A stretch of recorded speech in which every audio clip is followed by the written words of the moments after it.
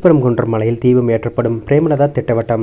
முருகனரால் திருப்பரங்குன்றம் மலையில் தீபம் ஏற்றப்படும் என்று தேமுதிக பொதுச் செயலர் பிரேமலதா உறுதிபட தெரிவித்துள்ளார். மதுரை திருப்பரங்குன்றம் தொகுதியில் திமுக சார்பில் கிருத்திகா போட்டியிடுகிறார். இவரை ஆதரித்து தேமுதிக பொதுச் செயலாளர் பிரேமலதா திருப்பரங்குன்றத்தில் பிரச்சாரம் செய்தார்.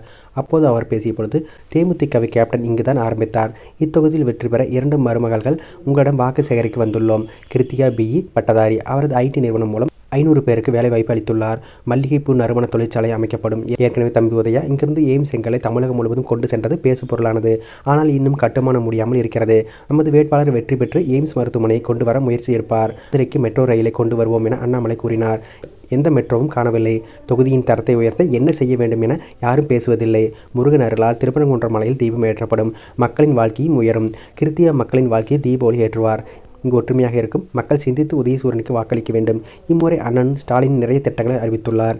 சேலத்தில் அவருடன் இணைந்து மகளிர் பொதுக்கூட்டத்தில் பங்கேற்றேன். அதில் பேசும்பொழுது, ஸ்டாலின் வெற்றி பெற்றால் பெண்களுக்கு என்னவெல்லாம் செய்வார் என்று வாக்குறுதிகளை கொடுத்துள்ளேன். ஸ்டாலின் 2வது முறையாக முதல்வராகவும் திமுக 7வது முறை ஆட்சி அமைப்பது உறுதி. திருப்பரங்குன்ற தீப விவகாரத்தில் அதிமுக திமுகவினரை அடக்கி வாசித்து வரும் நிலையில் திமுக கூட்டணியில் உள்ள பிரேமலதா தீபம் ஏற்றப்படும் என கூறியிருப்பது கூட்டணி கட்சியினரை அதிர்ச்சி அடைய வைத்துள்ளது.